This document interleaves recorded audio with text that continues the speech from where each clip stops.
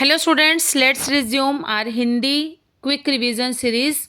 So today's topic is विशेषण. आज हम विशेषण के बारे में जितने भी लास्ट प्रीवियस ईयर्स के जो कॉम्पिटिटिव एग्जाम्स हुए हैं उनमें जो क्वेश्चंस आए हैं विशेषण टॉपिक से रिलेटेड वो हम आज स्टार्ट करने जा रहे हैं. तो फर्स्ट क्वेश्चन है हमारा, दिन शब्द का विशेषण रूप है.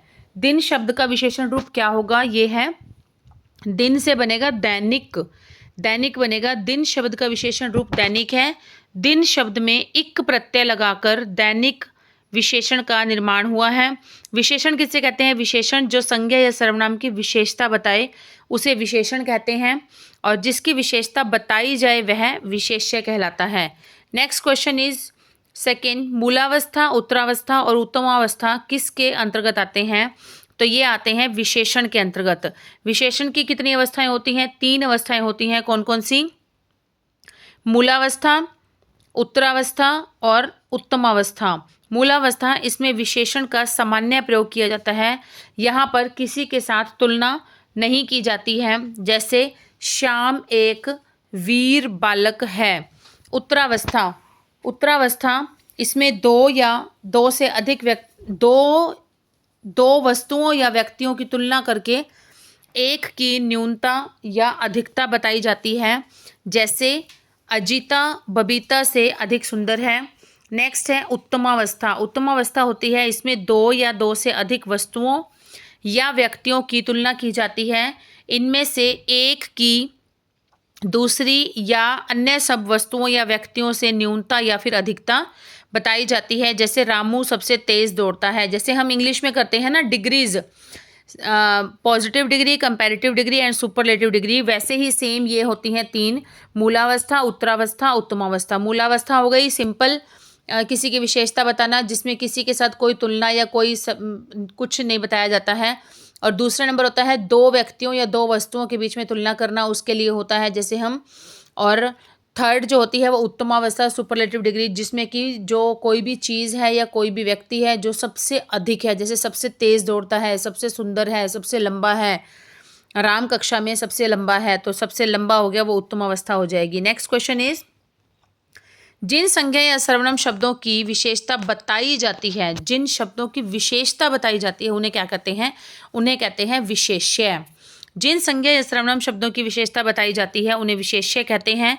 जो शब्द विशेष्य की विशेषता बताए उन्हें विशेषण शब्द कहते हैं. जो विशेष्य की विशेषता बताए मतलब जिस शब्द की विशेषता बताए उसे कहते हैं विशेषण. यह काला घोड़ा है. इस वाक्य में क्या है? काला जो शब्द है वो विशेषता बता रहा है. और किसकी विशेषता बता रहा है? घोड़े की विशेषता. कौन काला है? घोड़ा काला है.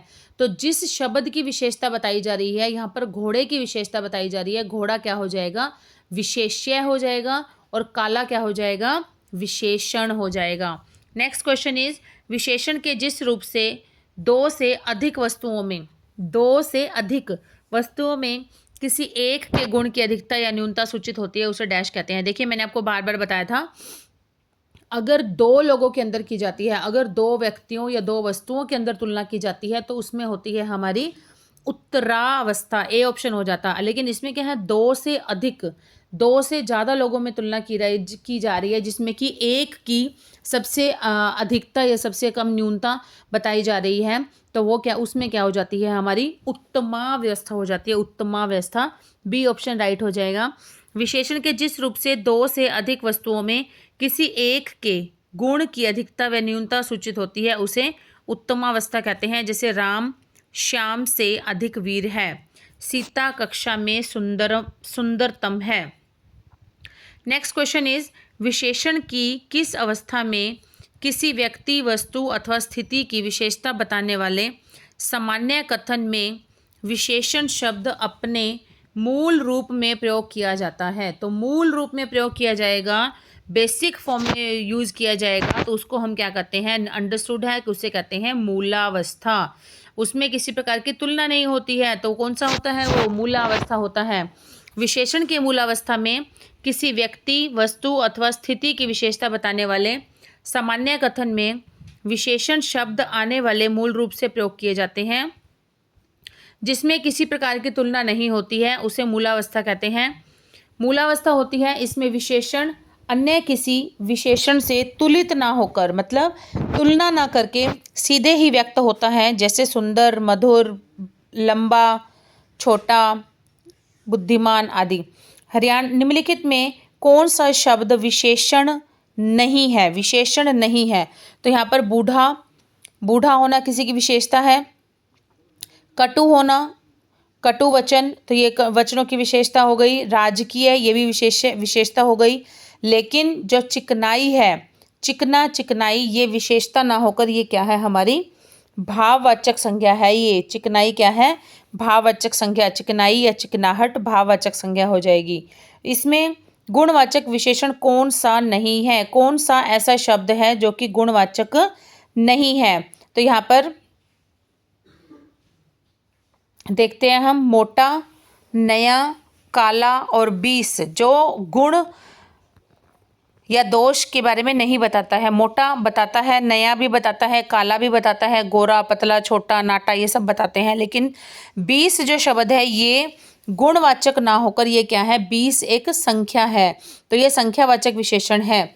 संख्यावाचक विशेषण जिन शब्दों से संज्ञा या सर्वनाम की संख्या लक्षित होती हो उसे संख्यावाचक विशेषण कहते हैं। जैसे 4 घोड़े, 30 दिन आदि। गुणवाचक होता है जिस शब्द से संज्ञा का गुण या फिर दशा या स्वभाव या दोष आदि लक्षित हो उसे गुणवाचक विशेषण कहा जाता है।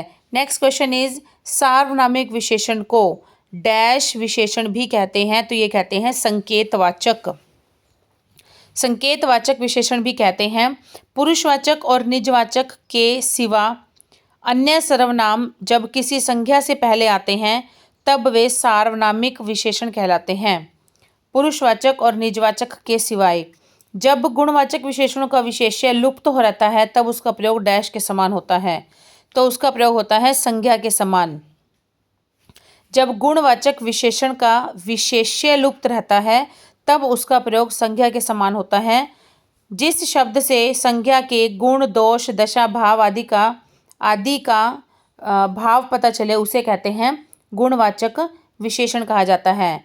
नेक्स्ट क्वेश्चन देखते हैं हम, विशेष्य के साथ विशेषण का प्रयोग डैश प्रकार से होता है। विशेष्य के साथ विशेषण का प्रयोग 2 प्रकार से होता है। देखिए, विशेष्य के साथ विशेषण का प्रयोग 2 प्रकार से होता है, अतः प्रयोग की दृष्टि से विशेषण के 2 भेद हैं, विशेष्य विशेषण और विधेय विशेषण। विशेष्य विशेषण और विधेय विशेषण। जो विशेष्य से पहले आए वह विशेष्य विशेषण होता है। जैसे सतीश चंचल बालक है। जो विशेष्य से पूर्व आए, विशेष्य है यहाँ पर बालक, क्योंकि बालक शब्द की विशेषता बताई जा रही है, तो इसका जो विशेषण शब्द है अगर वो इससे पहले आ रहा है, जैसे चंचल विशेषता है तो चंचल पहले आ गया, सतीश चंचल बालक है। और जो विशेषण विशेष्य और क्रिया के बीच आए जैसे उसे विधेय विशेषण कहते हैं। जैसे मेरा कुत्ता काला है। अब इसमें क्या है, काला जो है वो विशेषता है, किसकी विशेषता है? कुत्ता की। कुत्ता क्या है? विशेष्य। लेकिन यहाँ पर विशेष्य जो है वो पहले आ गया।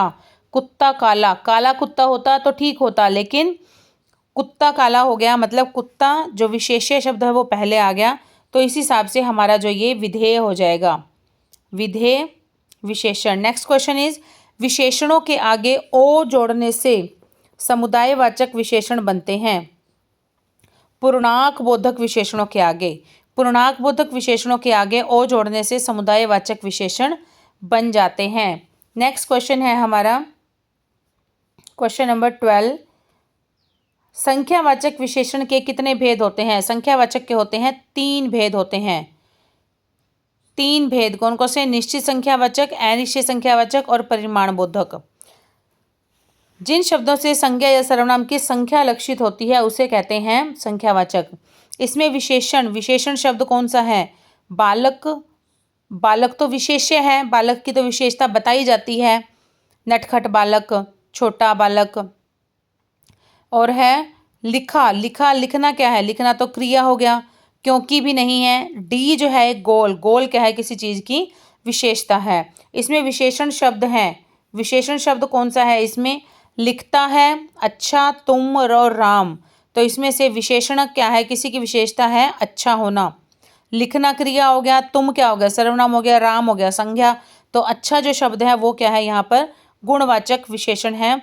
तो आज के हमारे जो हैं विशेषण शब्द से रिलेटेड जो प्रीवियस ईयर क्वेश्चंस थे वो सारे कंप्लीट हो गए हैं।